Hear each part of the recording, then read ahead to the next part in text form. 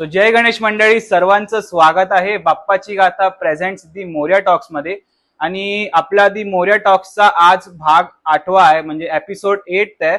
आणि आज आपल्यासोबत आहेत मालाड मालवणी जंगलचा राजाचे कार्यकर्ते. सो वेळ न घालवता आपण आजचा एपिसोड सुरू करूया. गणपती बाप्पा मोर्या. जय गणेश दादा, तुझं स्वागत आहे दी मोर्या टॉक्स मध्ये. आणि सर्वात प्रथम तर तुझे आभार मानतो की तू आम्हाला वेळ दिलास तुला. सो सुरू करूया आपण पॉडकास्टसाठी.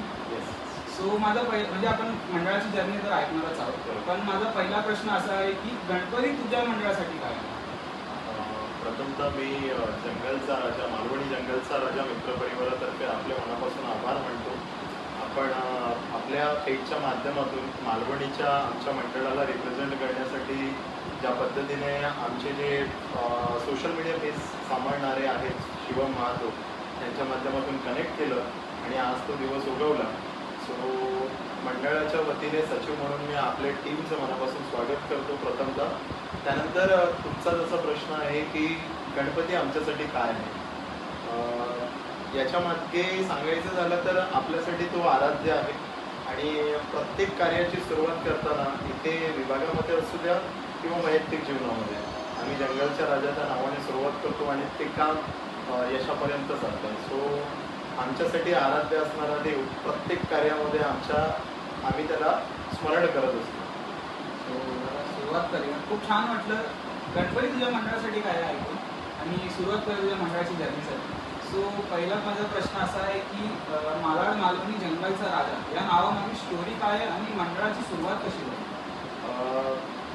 या प्रश्न सोबत तुम्हाला सांगायला आवडेल की प्रत्येक ठिकाणी आपण पाहिलं तर या नगरचा राजा, विभागाचा राजा, पण जंगलचा राजा, बरेच लोक हा प्रश्न विचारतात.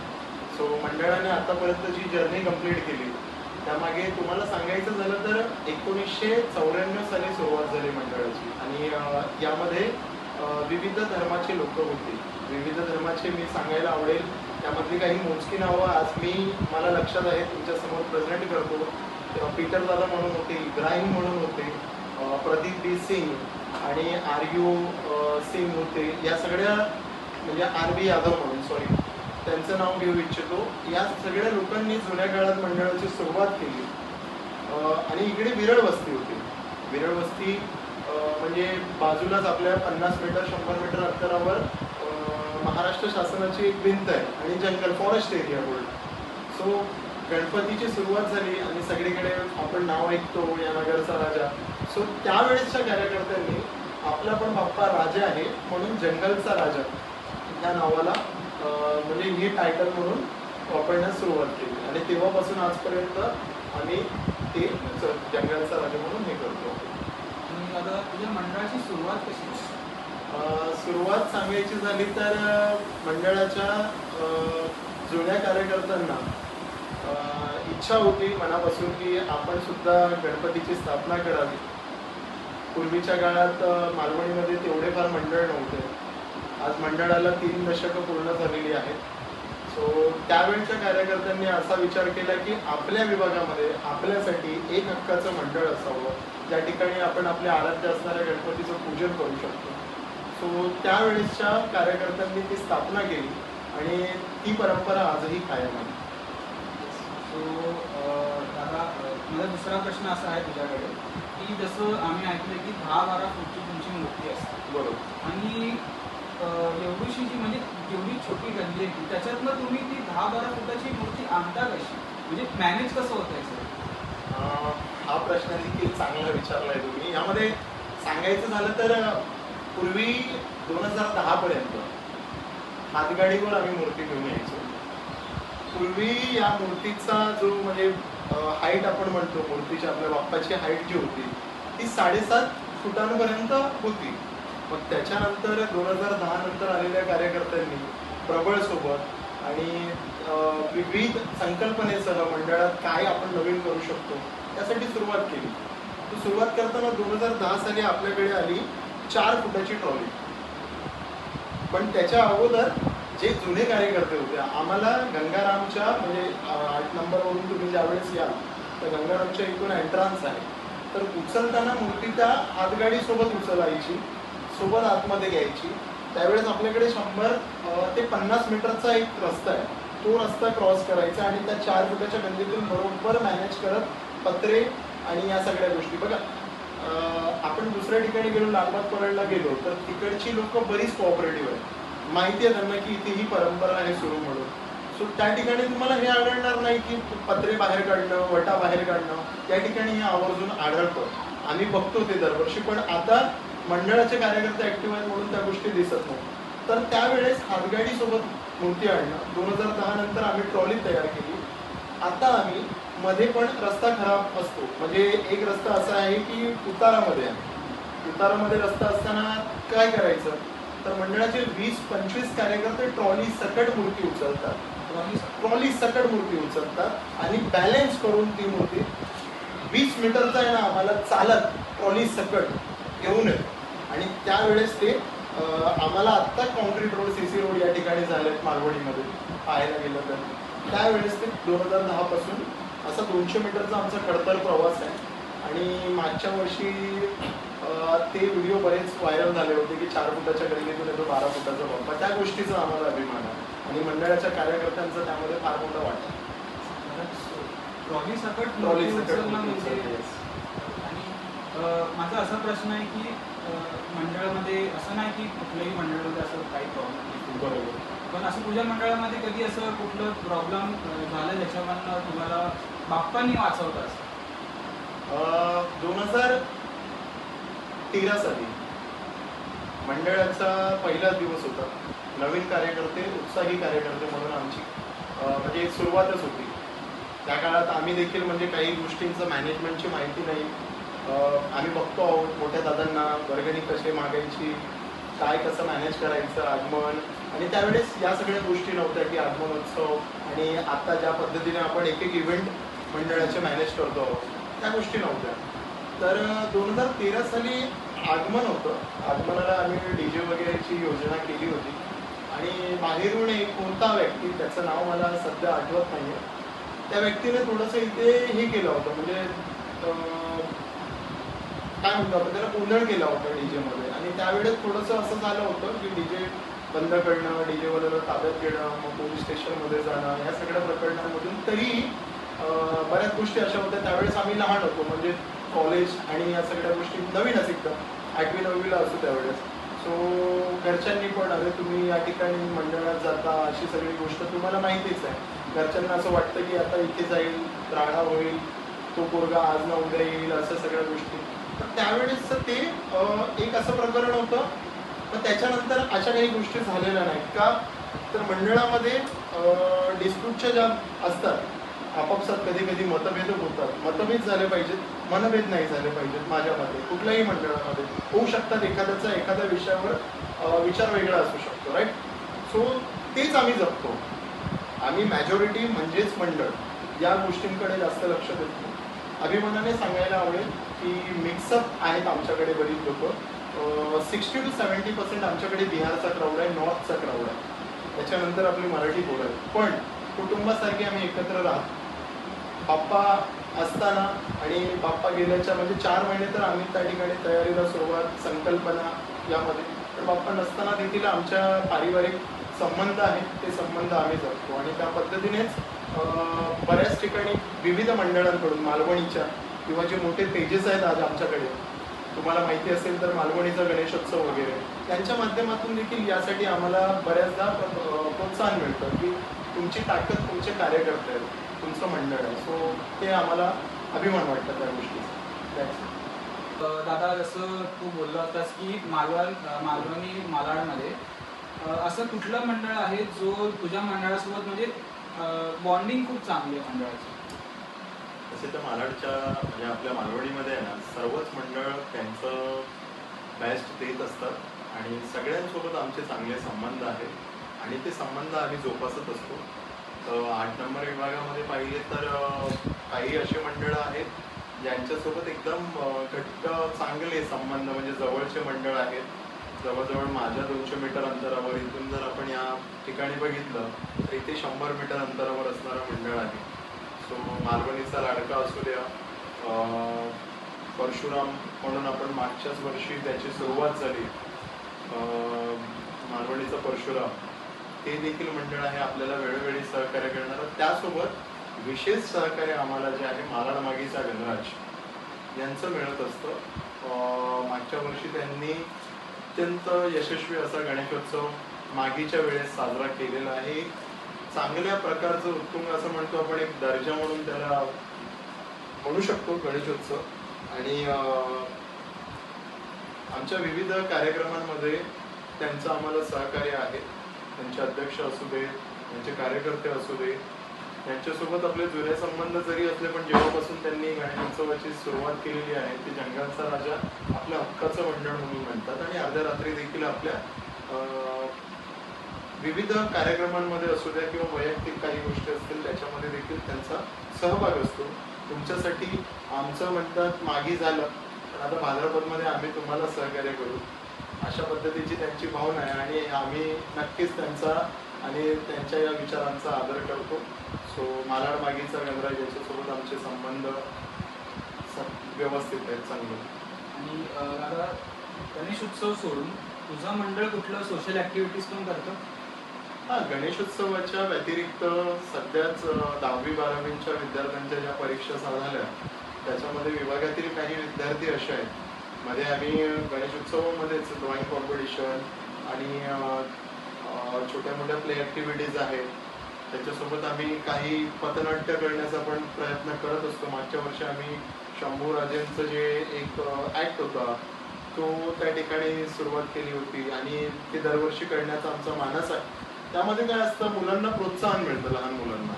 आणि मंडळाच्या माध्यमातून गणेशोत्सवामध्ये या सगळ्या बाबींना कसा वाव मिळेल ते पॅरेंट्स लोकांना पण बरं वाटतं की फक्त इथे गणेशोत्सव नाही आहे तर माझ्या मुलाचा कुठल्या तरी कलेमध्ये का असेल ना एक सर्वांगीण विकास होण्याचा प्रयत्न असू शकतो. सो त्याच्यासोबत येत्या काळामध्ये पर्यावरण असू दे किंवा हे शिक्षण याच्यासाठी आम्ही विशेष प्रयत्न करणार आहोत. त्यासाठी मालवणी विभागातील प्रशासकीय म्हणजे आमचे जे वरिष्ठ पोलीस निरीक्षक आहेत किंवा चांगले कोणी उत्तम या ठिकाणचे आमच्या संपर्कात असणारे वकील आहेत त्यांच्या माध्यमातून येत्या काळात म्हणजे नुकतंच या गणेशोत्सवामध्ये झाल्यानंतर वोकेशनल गायडन्सचा आम्ही प्रयत्न करणार आहोत एक मालवणी स्तरावर. त्याच्यामध्ये विद्यार्थ्यांना त्यांच्या आवडत्या क्षेत्रात कसं काय त्यांचं करिअर डेव्हलप करता येईल त्यासाठी आमचे प्रयत्न राहणार आहेत. आणि दादा, जसं म्हणजे गणेश उत्सव आणि आलं गणपती मंडळ येतात आणि असं गणपती मंडळ जरी चालू असलं तर चॅलेंजेस येतातच प्रत्येक मंडळामध्ये. तुझ्या मंडळामध्ये असं कधी कुठले चॅलेंजेस आले? चॅलेंजेस म्हटलं तर 2013 साली एक इसम होता असाच इथे हुल्लडबाजी करत आला होता आणि त्याच्यासोबत थोडा मंडळाच्या कार्यकर्त्यांची, कारण आपल्या महिला भगिनी असतात मंडळामध्ये, विशेष आमचं महिला मंडळ आहे ते देखील सक्रिय आहे. तो तीच डीजेचं आयोजन होतं आणि त्यावेळी सगळे कार्यक्रम वगैरे म्हणजे पहिलाच दिवस होता गणेशोत्सवाचा 2013ला आणि त्या व्यक्तीने थोडंफार तिकडे गोंधळ घातल्यानंतर पोलीस स्टेशन येणं, डीजे बंद करणं, यावर्षी तुम्ही विसर्जनाला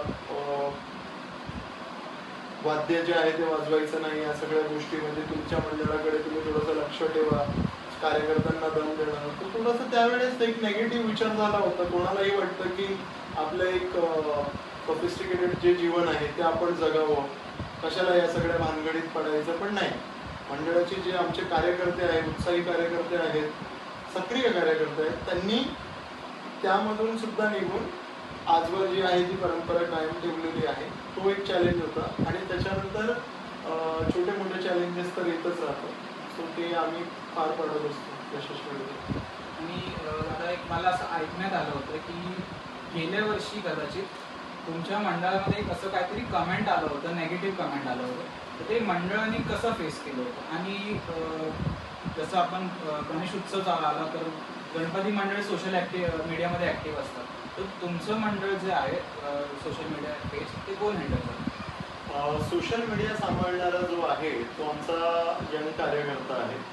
नुकतंच त्याचं कॉलेजचं जीवन त्याने हे करून, पण कसं असतं आता बऱ्याच मंडळांना बऱ्याच गोष्टी त्यांच्या होत असतात, कार्यक्रम होत असतात, पण ते प्रेझेंट होणं गरजेचं आहे, लोकांपर्यंत पोहोचणं गरजेचं आहे. कारण विभागामध्ये असे भरपूर लोक आहेत की त्यांना देखील कार्यक्रमाची माहिती मिळाली पाहिजे. त्यासाठी आमचा जो शिवम महातो म्हणून कार्यकर्ता आहे तो ते पेज सांभाळतो. त्याच्यासोबत त्याला सहकार्य करण्यासाठी सुशील महातो आहे, बोलू म्हणून एक कार्यकर्ता आहे, शिवम पोद्दार आहे. सो हे जे 4-5 मुलं आहेत आमची यंग, ती सोशल मीडिया पेज सांभाळतात आणि त्याच्यामुळेच गेल्या 2-4 वर्षामध्ये मंडळाला बऱ्याच ठिकाणी वाव मिळत गेलेला आहे. सो ते एक आहे. आणि जसं तुम्ही म्हणालात की नेगेटिव्ह कमेंटचं झालं तर 2025लाच ज्यावेळेस मूर्ती येत होती, आमचं खरं तर बऱ्याच मंडळाकडून एक कौतुक झालेलं आहे की तुम्ही आतमध्ये आहे, आतलं मंडळ आहे तुमचं, पण कशा पद्धतीने तुम्ही मूर्ती घेऊन येता. कारण मूर्ती जी आहे, मूर्तीची हाईट जाते 12-12.5 फूट विथ प्रबळ. सो एकाने कमेंट केली होती की अरे यांची मूर्ती 8च फुटाची असते. त्यानुसार एखाद्याला प्रत्युत्तर करणं आमचं ते आम्ही समजत नाही, कारण आम्ही बऱ्याच वेळेस आमच्या कार्यकर्त्यांना शिस्तीत राहण्यासाठीच मार्गदर्शन करत असतो. सो त्यांनी त्यावेळेस अशी कमेंट केली होती की मूर्ती 8 फुटाचीच आहे, पण त्या कमेंटला आम्ही प्रत्युत्तर केलं नाही. विशेषतः तुम्ही बघितलं तर 150-200 मीटरचा रस्ता 4 फुटाच्या गल्लीतून, त्यामध्ये असणारं ते पत्रे आणि त्या सगळ्या गोष्टी, त्या सगळ्या चॅलेंजेसमधून बाहेर येत असतो आम्ही. आणि दरवेळेस आमचं आहे, जर गरज पडली तर ट्रॉली सकट मूर्ती उचलून देखील 50 मीटर लांब नेतो आम्ही. सो असे कमेंट्स करणारे आहेत त्या नेगेटिव्ह, आणि त्या गोष्टींकडे आम्ही लक्ष देत नाही. तेवढं आमचं आहे भान, आणि त्या पद्धतीने आम्ही ज्या काही पॉझिटिव्ह गोष्टी आहेत त्याच्याकडे जास्त आमचं लक्ष असतं, ते करत असतो. आणि दादा म्हणजे मेन प्रश्न म्हणजे यावर्षी मालाड मालवणी जंगलच्या राजामध्ये नवीन काय वगैरे होते? 2025 साली आपला त्रिदशक महोत्सव होतो, जो यशस्वीरित्या आपण पार पाडला. त्यानंतर लोकांच्या बऱ्याच अपेक्षा असतात यावर्षी या मंडळाचं काय असेल. जसं तुम्ही आता मला प्रश्न केला, सो यामध्ये मला सांगायला आवडेल की 2025 साली जे होतं, प्रत्येक मंडळाची एक संकल्पना असते. त्या संकल्पनेसोबत तो वर्ष आपण यशस्वीरित्या, आणि या वर्षी देखील आपण साजरा करू. तुम्हाला विस्तृतरित्या मला सांगता येणार नाही, पण मागच्या वर्षी आपलं जे होतं, आपण पूर्व दिशेला आपल्या हिंदू धर्मामध्ये, सनातन धर्मामध्ये विशेष स्थान असणाऱ्या धामच्या प्रतिकृतीसाठी, म्हणजे विष्णू अवतार आपले जय जगन्नाथ यांचं आपण प्रतिरूप त्यांच्या स्वरूपात आपण आपल्या बाप्पाला घेऊन आलो होतो. यावर्षी देखील आपण दक्षिण दिशेला असणाऱ्या विशेष महत्त्व म्हणून आहे त्या धार्मिक स्थळाचं आपण प्रतिरूप बाप्पाच्या स्वरूपात पाहणार आहोत. सो तुम्हाला नक्कीच त्याची देखील अपडेट्स येत्या काही दिवसांमध्ये आम्ही प्रेझेंट करणार ऑफिशियली. येस. तो दादा, जसं तुमच्या मंडळाला एक टॅगलाईन पण नाव पडलं राजानगरी करून, म्हणजे राजानगरी म्हणजे असं तुम्हाला मला ऐकण्यात आलं की राजानगरी असं तुम्हाला टॅग पडलं, तर त्या नावामागे स्टोरी काय आहे? याच्यामध्ये असं आहे की आम्ही प्रेरित आहोत मुंबईच्या राजाकडून. आदर्श मंडळ म्हणून आमच्यासाठी जर बघितलं तर मुंबईच्या राजांच्या बऱ्याच संकल्पना, ते मुंबईभर महाराष्ट्रभर प्रत्येक कार्यकर्ता त्या पद्धतीने विचार करत असतो. तो एक रुतबा आहे, तेवढापर्यंत नाही. पण गणेशोत्सव म्हटल्यानंतर आपण त्यांच्या विचारावर काहीतरी करावं म्हणून त्या पद्धतीने आहे. सो 2020 साली असंच आमच्या मनात गणेश गल्ली त्या ठिकाणी आहे, सो राजानगरी म्हणून, जंगलचा राजा, राजानगरी. आणि तेव्हापासून मग ती सगळीकडे तसंच झालं, राजानगरी. आणि आमचे प्रयत्न सुद्धा चालले आहेत की ऑफिशियली आपण राजानगरी या ठिकाणी महानगरपालिका आणि संबंधित ज्या काही संस्था असतील त्यांच्याशी भेटून ज्या काही कायदेशीर गोष्टी आहेत, कारण 30 वर्ष 3 दशके पूर्ण केल्यानंतर आम्ही गणपती फक्त गणेशोत्सवापुरता मर्यादित नसावा, तर विविध गोष्टी करण्याच्या आमच्या देखील मानस आहे. सो राजानगरीची सुरुवात आम्ही 2020 पासून सुरुवात केलेली आहे, आणि त्यानंतर मालवणीच्या बऱ्याच मंडळांकडून त्याचं कौतुक सुद्धा झालेलं आहे. सो दादा, जसं तू बोललास की या एरियामध्ये 75% पीपल हे मुस्लिम्स आहेत. सो मुस्लिम म्हणजे असं एवढी कम्युनिटी असून सुद्धा ते वर्गणी कशी मॅनेज होते? बघा, प्रथम तर इथल्या ग्राउंड लेवलला जर आपण पाहिलं ना, तुम्हाला लालबाग परळची अनुभूती तिथली जी प्रचिती आहे, म्हणजे उदाहरणार्थ लालबाग परळमध्ये ज्या पद्धतीने गणेशोत्सव साजरा केला जातो त्याच पद्धतीने त्याच उत्सवात मालवणीत देखील, म्हणूनच याला छोटा लालबाग म्हणून एक ख्याती आहे. आणि 75% मुस्लिम जरी असले तरी जे मनापासून आपल्या देवाला मानणारे आहेत त्यांच्या समाजातून देखील मी स्वतः अनुभवतो की दरवर्षी आमच्या काही मुस्लिम महिला आहेत त्या बाप्पाला नैवेद्य दाखवतात येऊन, पहिल्या दिवशी असू दे, 7व्या दिवशी असू दे. त्यांच्या काही इच्छांची पूर्तता होत असेल किंवा काहीतरी ऋणानुबंध असतात ते त्या पद्धतीने व्यक्त होत असतात. सो तो एक भाग झाला. आणि सेकंड भाग असा आहे की वर्गणीला आमचे जे कार्यकर्ते आहेत ते त्यांच्या माध्यमातून त्यांच्या खिशातून, जे आता वर्किंग कार्यकर्ते आहेत ते त्यांचा एक एक पगार, एक एक त्यांचं जे मानधन त्यांना असतं तो देण्याचा आमचा एक निर्णय असतो. मेंबरशिप आहेत, काही वरिष्ठ मंडळी आहेत ते अजूनही आम्हाला सहकार्य करत असतात. आणि इथे थोडाफार चॅलेंज येतो फायनान्ससाठी की कारण लोक तेवढ्या पद्धतीने हे नाही, पण तो उत्सव साजरा झाला पाहिजे त्यासाठी जिद्दीने कार्यकर्ते पुढे येतात आणि आपल्या माध्यमातून जे काही आर्थिकरित्या त्यांना देता येईल ते देणं करत असतात. आणि बऱ्याचदा असं होतं की मॅनेजमेंटला प्रश्न येतो की आता कसं करायचं, पण करणारा नाही ठरवणारा तो आहे, त्याच्या माध्यमातून तो त्याची सगळी कार्य करून घेतो असं.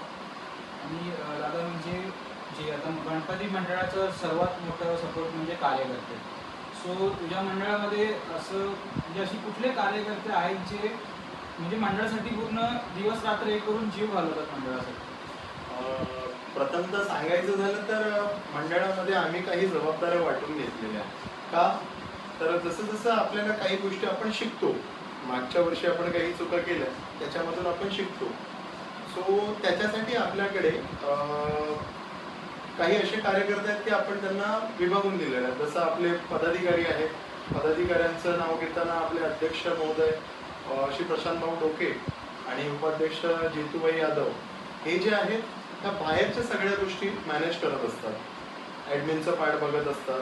त्या ॲडमिनच्या पार्टमध्ये मी स्वतः त्यांना ॲज अ सचिव म्हणून सहकार्य करत असतो. सोबत खजिनदार पदाची जबाबदारी जी आहे श्री दीपक महातो आणि विलास कोल्हे, त्याच्यासोबत त्यांचे बंधू रोशन महातो असतात. हे तिघं जे आहेत वर्गणीला जाण्यासाठी आणि हे करण्यासाठी. सो त्याच्यामध्ये देखील आम्हाला सहकार्य जो आहे विविध कार्यकर्त्यांचा मिळत असतं. लाईक छोटे मोठे जे आमचे कार्यकर्ते आहेत ते त्यांच्यासोबत असतात. इव्हनिंगला संध्याकाळी 7:30ला सुरुवात करणं, 2 तासाची वर्गणी, आलेला पैसा मोजणं, ती त्यांच्याकडे देणं, जबाबदारी, या सगळ्या गोष्टी आहेत. त्याच्यानंतर जो पोलीस प्रशासन आहे, विविध ज्या काही आपल्याला परवानगी असतात त्याच्यासाठी मी स्वतः सक्रिय असतो. माझ्यासोबत माझे कार्यकर्ते आहेत संतोष लंबाडे, ते स्वतः असतात, त्यांचे बंधू असतात चेतन लंबाडे. आणि विशेष म्हणजे एवढ्याच्या म्हणजे 8 फुटाचा आमचा अरुंद रस्ता, 10 फुटाचा, त्याच्यामध्ये 2 फूट जागा जाण्यासाठी असते दोन्ही ठिकाणावरून. आणि त्याच मध्ये आपला जो मंडप आहे त्याच्यामध्ये आम्ही सजावट करतो. आणि गेल्या 5 ते 6 वर्षामध्ये विभागातील तसेच बाहेरून येणारे जे मंडळ आहेत त्यांनी देखील बऱ्याचदा कौतुक केलेलं आहे की एवढ्याशा जागेत इतकं चांगलं तुम्ही डेकोरेशन किंवा सजावटीचं तुम्ही करताच, त्या संकल्पनेसोबत मॅच करण्याचं काम करता. फार बरं वाटतं इथे येऊन. जागा छोटी, उत्सव मोठा, या पद्धतीने काम करत असतो. तर त्याच्यासाठी त्या संकल्पनेमध्ये काम करताना दीपक महातो आहे खजिनदार, त्यांच्या संकल्पनेवर त्यांना सहकार्य करण्यासाठी विशाल भगत आहेत, धरम म्हणून आहेत, धरम शर्मा ते असतात. आणि त्यांना सहकार्य करण्यासाठी आपले जे सुमित आहेत, सुमित शर्मा झाले, शिवम पोद्दार झाले, सुशील महातो झाले, बोलू म्हणून आहेत. आणि बरीच आमची कार्यकारिणीची टीम असते त्यांच्यासोबत. आणि ज्येष्ठ मंडळी त्यांचं येणं जाणं लागून असतं. आणि सोशल मीडियासाठी तुम्हाला मी जसं सांगितलं की शिवम महातो, त्याच्यासोबत त्यांचे बंधू आहेत सुशील आणि सोबत शिवम पोद्दार, तो यांचं सहकार्य ही एक टीम म्हणून काम करत असते. आणि त्याच्यावर आमची जी मॅनेजमेंट आहे कमिटी, ते आम्ही रोज थोडंफार अपडेट घेत आमच्या मनाप्रमाणे काम होतं आहे का हे लक्ष ठेवत असतो. आणि दादा म्हणजे आपल्या या पॉडकास्टचा शेवटचा प्रश्न म्हणजे आता जी अपकमिंग मंडळ आहेत म्हणजे जे विचार करतात की गणेश उत्सवमध्ये आपण आपला गणपती मंडळ चालू करावं, तर तू त्यांना एक कशी काय ॲडवाईस देशील त्यांचं मंडळ ग्रो होईल? बघा, बाप्पा हा आराध्य आहे. प्रत्येक कार्याची सुरुवात ही त्याच्या नामस्मरणाने होत असते. असे कोणी कार्यकर्ते असतील, उत्साही कार्यकर्ते असतील, बरेचसे यंगस्टर जे आहेत त्यांना सुद्धा आपल्या माध्यमातून बऱ्याच माहिती मिळत असतात. जसं आपल्या महाराष्ट्रभराच्या विविध गणपतींचे विविध कार्यक्रम, त्याच्यातून तो काही ना काही बोध घेत असतो, शिकत असतो. सो ज्यावेळेस आपण एखाद्या मंडळाची स्थापना करू, त्या मंडळामध्ये सर्वात प्रथम कायदेशीर बाबी बघणं. कायदेशीर बाबी म्हणजे स्थानिक पोलीस प्रशासन आहे, यांना सहकार्य करणं. त्याच्यासाठी त्याची नोंदणी असावी. नोंदणी असल्यानंतर तुमच्या ज्या काही संकल्पना आहेत त्या आपापसात तुम्ही त्या पद्धतीने मांडून घेता. मतभेद असायला पाहिजेत. एखाद्या विषयासाठी कार्यकर्त्यांचं एकमेकांमध्ये असलेला मतभेद इतके मनभेद होऊ देऊ नका. आणि ज्या पद्धतीने तुम्ही बाप्पाचं नाव घेता, नामस्मरण करता, तुम्ही सुरुवात करू शकता. सुरुवात ही कधी पण छोटी असते. पहिलं पाऊल एकदा झालं की हळूहळू तो टप्पा पार करत जावा लागतो. त्यांच्यामध्ये असा भाग असतो की ज्येष्ठांना सदैव रिस्पेक्ट द्यायला पाहिजे. जे ज्येष्ठ मंडळी आहेत, कारण त्यांच्याकडनं ही सुरुवात असते, आपण ते सांभाळत असतो. तो या सगळ्या बाबी आहेत आणि तो भक्तीचा वारसा कायम जोपासला पाहिजे. खरं तर आपलं गणेशोत्सव हा याच्यामध्ये उद्देश जो आहे तो देवाची पूजा करणे आणि त्या देवाच्या माध्यमातून जी लोक आहेत, जी त्याची भक्त आहेत आपल्या देवाची, म्हणजे गणेश आपण म्हणतो सुरुवात असते त्याच्याकडून.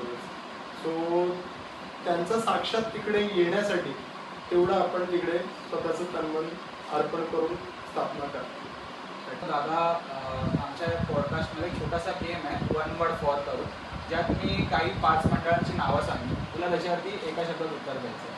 तू तयार आहेस? ठीक आहे. सो पहिला म्हणजे मालवणीचा राजा.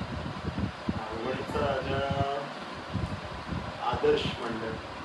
दुसरा म्हणजे मालवणीचा लाडका. सहकारी. दुसरा आणि तिसरा म्हणजे मालाड मागीचा गणराज. शिस्तप्रिय. आणि चौथं देव माझा परशुरामचा राजा. सिद्धी मंडळ. आणि शेवटचं म्हणजे सर्वस्व मालवणी जंगलचा राजा. सर्वस्व. आजचा इकडे सुंदर संवाद म्हणजे आजचा एपिसोड हा इकडेच संपतो. आता खूप छान वाटलं तुझ्या मंडळाची जर्नी ऐकून. एक इन्स्पायरिंग जर्नी बोलू शकतो आपण. सो आजचा एपिसोड आवडला असेल तर चॅनलला लाईक, शेअर, सबस्क्राईब करा आणि कॉमेंटमध्ये नक्की सांगा की पुढचा मंडळ कुठला पाहिजे. तोपर्यंत भेटूया पुढच्या भागात एका नवीन मंडळासोबत. गणपती बाप्पा मोरया.